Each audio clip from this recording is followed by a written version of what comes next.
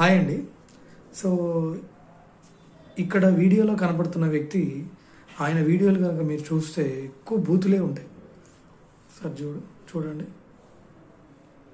పైసలు లేవు, దీనమ్మ జీవితం ఎలారా అడగబోద్దే, అసలు బయటకు వెళ్ళినప్పుడు అవయ్యో అని లైఫ్ బాగుంటుందో ఒక పక్క ముట్టు గుడిసిపోతుందో అర్థం కావట్లేదు బయటికి. సో నోరు తెరిస్తే బూతులు. సో ఒకప్పుడు ఏంటంటే పెద్దల్ని గౌరవించండి, పద్ధతిగా మాట్లాడండి అని పేరెంట్స్ చెప్పేవాళ్ళు. పెద్దల్ని గౌరవించకుండా మాట్లాడితే చాలా సీరియస్ అయ్యేవాళ్ళు. రాను ఎలా తయారవుతుందంటే బూతులు మాట్లాడడం ఫ్యాషన్ అయిపోయింది. చెప్పిన మెసేజ్ కరెక్టా రాంగ్ అనేది ఇంపార్టెంట్ కాదు, ఎలా మనం పోర్ట్రే చేస్తామనేది చాలా ఇంపార్టెంట్.